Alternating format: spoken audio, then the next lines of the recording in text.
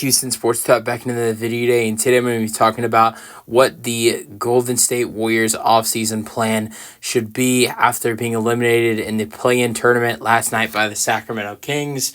People that are saying the Warriors dynasty is over, I definitely agree that the Warriors dynasty is over, but I do not think that Golden State's trio of Draymond Green, Stephen Curry, and Klay Thompson is over. I know Klay Thompson is a free agent, but I just do not see the Golden State Warriors not re-signing Klay Thompson. It's definitely debatable after an 0 for 10 performance and 0 for 6 from 3 with only 4 rebounds and 0 points for Klay Thompson in yesterday's game against the Sacramento Kings in 32 minutes.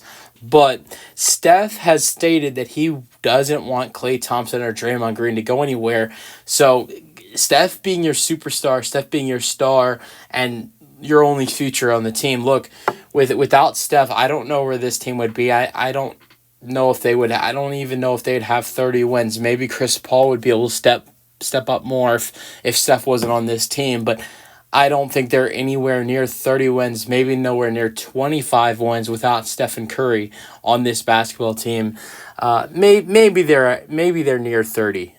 If just right at the area of 30 without Steph. But if they want to keep him happy and they want to keep him on the team, I can never see him requesting a trade from the organization. But I think if you want to keep Steph happy, you probably re-sign Klay Thompson. But to the extent, I would say, because I would say you only re-sign Klay on a cheap deal. There is no, and also not a longer term deal. Do not re-sign Klay to a. Do not re-sign Klay to a 3 or 4 year deal. I would play. Steve Kerr knows this situation. I would play this out to the area of the Chicago Bulls. How they kept signing players to 1 year deals, knowing okay, this might be the end. And I would sign Klay to either a 1 or 2 year deal. Do not go over 2 years on a deal with Klay Thompson. That is the first move I would make in the offseason. There has to be boundaries into re-signing Klay. You cannot overpay for him. I wouldn't. If I were the Warriors, I wouldn't go over. I wouldn't go over $20 million a year. I think maybe over. I think 15, 18 million a year. That's reasonable for Klay Thompson because he's inconsistent. He's a great scorer. He's a good player. He's a great shooter. He's one of the best shooters to ever, touch this game. But with how he is getting old, he is inconsistent. We saw it this season. One game he could be dropping 40. He looks absolutely insane. The next game, he might be shooting 2 for 15 and looks like the worst player on the floor for the Golden State Warriors. And we saw that because, I think in the Warriors' last game, Klay was absolutely amazing. Had like 30 or something like that. Then fast forward to their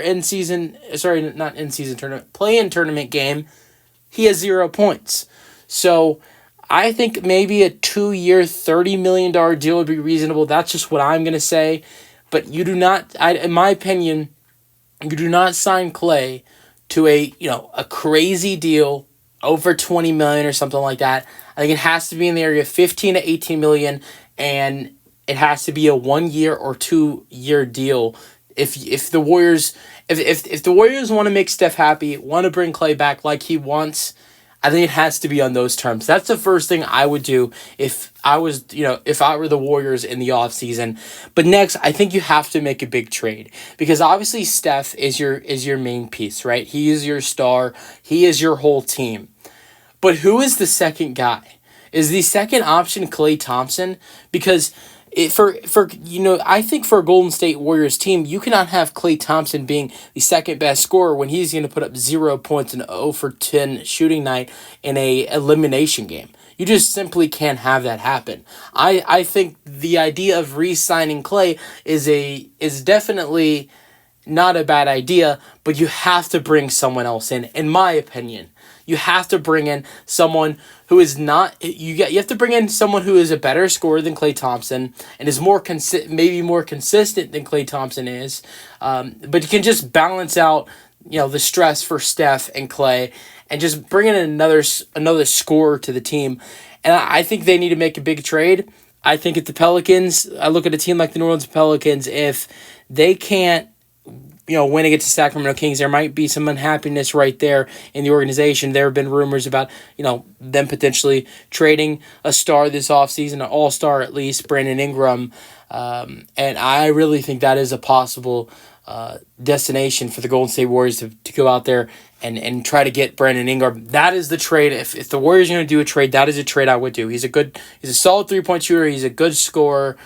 Not a bad defender as well. I think he fits well with the Golden State Warriors, and you bring in another scorer next to Steph, someone you can rely on when Steph is getting double teamed or he's getting trapped, and Klay's playing terrible. Like last night, Steph was getting doubled and trapped by the Sacramento Kings defense with Keon Ellis and Keegan Murray, and he was just getting killed. Steph did finish with 22 points and had a great second half. But he found ways around those double teams and those traps. Because we did see a lot of situations this year where Steph was not able to, get out of those situations where he's getting just hounded on defense, whether it's double teams or it's traps or it's sometimes it's not often, but sometimes triple teams that Steph did see. You have to have someone who you can also rely on, and Klay is someone usually you'd rely on, but I think after last night he cannot be the guy to rely on. I trade for Brandon Ingram. Here's the package I would offer the Pelicans for Brandon Ingram. And the only reason I'm not that high on Brandon Ingram trade value wise is because he does not have a left lot on his deal. This is a rental for the Golden State Warriors basically. So I just don't think you're going to see a big offer by Golden State. You're not going to see them throw out Jonathan Kuminga or something like that. Here's the deal I would say. Andrew Wiggins, Moses Moody, Kevon Looney, a 2025 first-round pick, top 3 protected, that is Golden State's first-round pick, a second-round pick, and maybe another first-round pick. But I would say Wiggins, Moody, Looney, and a first-round pick and a second-round pick, and maybe if you have to, another first-round pick for Brandon Ingram. He's a good player. I just don't think you give up one of your top assets like Jonathan Kuminga in a trade like that for Brandon Ingram. And then the final move I would make is involving another potential former New Orleans Pelican, and I think you got to bring a big man in. I just think the small ball, it has to stop. Draymond, it's not working with him being the 5, or Trace Jackson Davis either, because he's not even playing that much. So honestly, I would go out there if I was Golden State, and I would sign one of the top free agents at the center market, and I would go out there and pick up New Orleans Pelican center Jonas Valanciunas, who is an unrestricted free agent this summer. I think he could be a really good fit for Golden State. He's a good rebounder. They need help on the rebounding end. They really need help in that category. If you look at their team and how bad they got out-rebound this season, they could really use some help rebounding. And Valanciunas isn't that terrible of a scoring big. Mainly, I think the decent part about it is he's not that bad of a three-point shooter either. He can knock down the 3-ball for you. And so I think he could be a nice piece for you to bring into the table if you're going to bring in a center, in my opinion at least. So, and then one of the final things I would do if I were the Warriors is one of your free agents, Darius Saric, I would re-sign him to a cheap deal. Darius Saric had a great season for the Golden State Warriors, and I think he's a good piece to have if injuries start to happen. He's a good three-point shooter, and I think he really fit well with the Golden State Warriors with working with Chris Paul and Stephen Curry. And I think him and Chris Paul, who have played with each other before in Phoenix and Golden State this year, they have a lot of chemistry, and I think he would be a nice piece to return. So honestly, if I was Golden State, here is what I would do. I would trade Wiggins, Looney, Moody, and a first and a couple other draft picks to land an all-star like Brandon Ingram. I would also re-sign Klay, but to a cheap and non-long-term deal, short-term deal. I would also bring in Jonas Valanciunas to be your official big man. There's nobody over 6'11" on the team if you think about it. Valanciunas is 6'11", 7 foot, something like that. And, their starting center this year has either been Trace Jackson Davis, 6'9", or Draymond Green, 6'6". I think it is a perfect fit to bring in Jonas Valanciunas. And then also I'd re-sign Dario Saric. So what does that do? What does the team look like if you do that? Here is what the team would look like. You have Steph starting at point guard. You have Klay starting at shooting guard. At small forward, you have Brandon Ingram. At power forward, you have Draymond Green. And at center, you have Jonas Valanciunas. Coming off the bench for the Warriors, would be Chris Paul, Jonathan Kuminga, Brandon Podziemski, and Trace Jackson Davis. And if you go to 10-man rotation, you also have Dario Saric coming off the bench. That, in my opinion, is a very improved team, adding in Brandon Ingram and also adding in Jonas Valanciunas. Also, maybe you have a healthier Chris Paul into the team. I don't trade Chris Paul. I think he runs really well with the second unit. And also I want to mention Steph's injury problems in the past. If Steph has an injury, like he does have, an injury, one or two injuries a season where he has to miss a week or two, and we saw that in the 22-23 season. I think there was a couple times where he had to miss some stints of games in this past season, the 23-24 season. I think Chris Paul is a guy that can really step up for you if Steph does go down, and he's just he's a vet guy, and he runs really well with the second unit.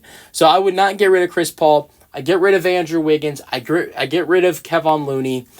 I don't think it's a good idea for the Warriors to get rid of Moses Moody, but I think Brandon Podziemski, in my opinion, Podziemski has a better future with the Golden State Warriors, and Moody does, give you an access to potentially make the team better with moving an asset like Moody. So, and then also bringing in a big man like Jonas Valanciunas. I think that has to be the game plan for the Warriors this offseason. Let me know your thoughts on the Warriors' potential offseason plans in the comment section, and peace out.